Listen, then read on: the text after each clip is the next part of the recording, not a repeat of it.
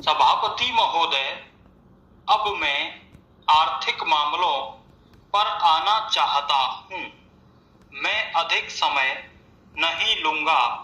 इस बात को सभी स्वीकार करेंगे कि तीव्र गति से हमारी आर्थिक प्रगति हो। इसका प्रबंध किया जाना चाहिए।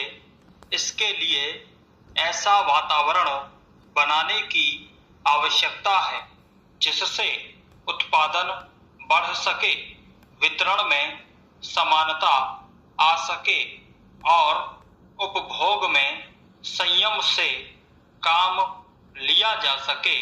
हर बजट को और हर कर प्रस्ताव को इसी कसौटी पर कसा जाएगा।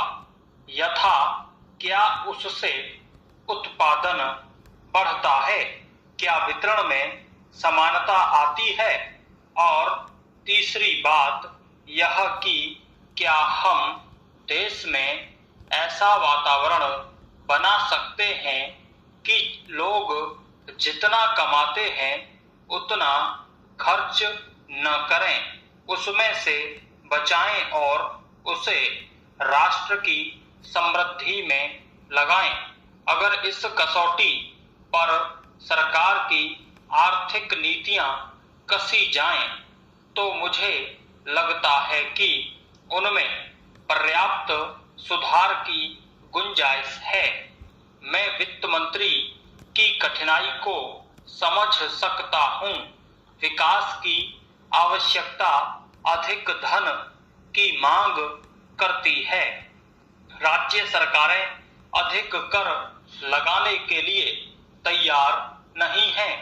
वे केंद्र से कर्जा लेकर अपना काम चलाना चाहती हैं। वहां कोई वित्तीय अनुशासन नहीं है। यह सारा बोझा केंद्र को उठाना पड़ेगा और केंद्रीय सरकार कठिनाई में पड़ेगी। इसलिए मैं समझता और सुझाव को दोहराना चाहता हूं कि राज्यों को इस संबंध में निर्देश दिया जाना चाहिए। संविधान के अंतर्गत केंद्र इन राज्यों को निर्देश दे सकता है कि वह अपने साधनों के अंतर्गत अपने खर्च को चलाएं। केंद्र के कर्ज पर निर्भर नहीं रहना चाहिए। विशेष परिस्थितियों में कर्जा दिया जा सकता है, लेकिन कर्जा लेकर अपना काम चलाना यह उनका स्वभाव नहीं बनना चाहिए। अपवाद रूप में कर्जा लेकर वह किसी विशेष परिस्थिति का सामना करने के लिए प्रस्तुत हों तो उसका विरोध नहीं किया जा सकता। दूसरी बात यह है कि देश में सादगी और संपत्ति को उड़ाने के बजाय उसे उत्पादक कार्यों में लगाने का वातावरण बनाना चाहिए। मैं नहीं जानता वित्त मंत्री महोदय इससे कहां तक सहमत होंगे, लेकिन आज देश में समाजवाद की चर्चा बहुत होती है। लोगों का समाजवाद की ओर देखने का दृष्टिकोण विकृत हो गया है। लोग हमें क्या मिलता है इस ओर ज्यादा ध्यान देते हैं। हम कितना खर्च करते हैं इस ओर ध्यान नहीं देते हैं। समाजवाद बिना संपत्ति की अभिवृद्धि किए और बिना उसके समान वितरण के नहीं आ सकता। हमारा देश कृषि प्रधान देश है। पैराचेंज सभापति महोदय, खेती के बाद उद्योग का हमारे देश के आर्थिक जीवन में बड़ा प्रमुख और महत्वपूर्ण स्थान है।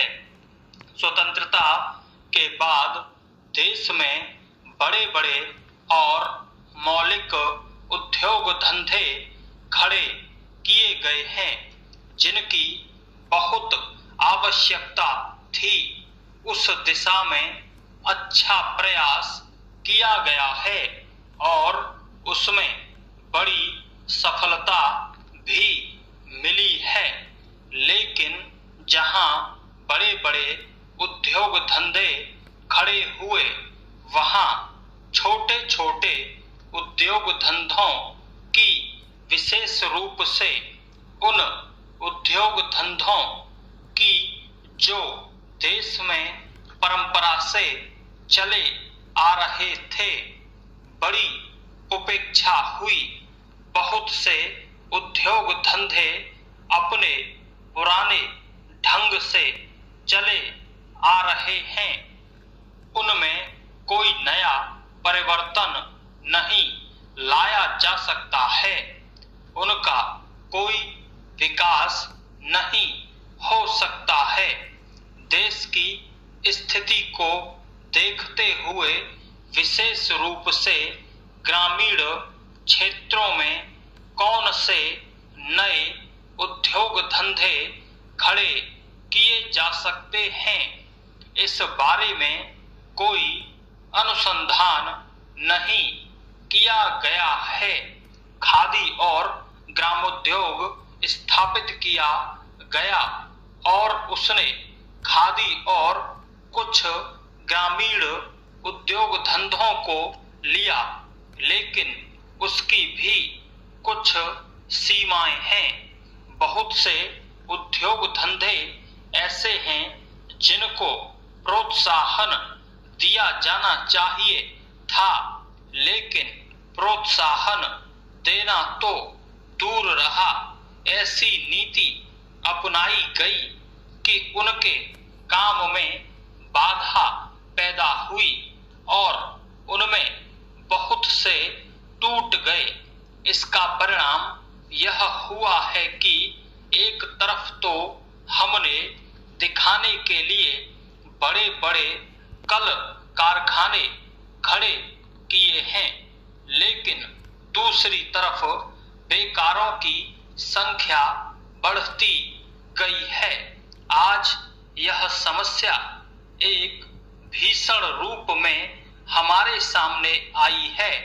यदि हम छोटे छोटे उद्योग धंधों को, विशेष रूप से कृषि से संबंधित उद्योग धंधों को बड़े बड़े शहरों में नहीं, दूर दूर ग्रामीण क्षेत्रों में नहीं फैलाते हैं, तो इसके दो दुष्परिणाम होंगे।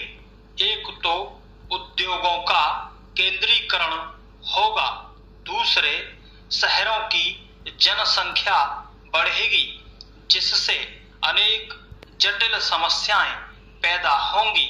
इससे हर एक आदमी को काम नहीं मिलेगा और हमारे जो पुराने उद्योग धंधे, जीवन से संबंधित सामग्रियां तैयार करते हैं, उन पर बुरा प्रभाव पड़ेगा।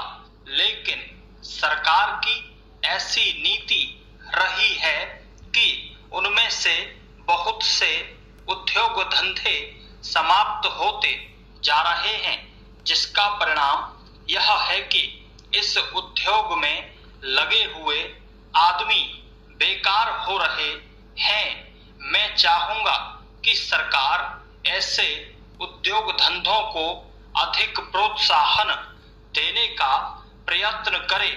इस प्रयत्न के लिए हम इस मौके पर सरकार का समर्थन देशभक्ति की भावनाओं से करते हैं।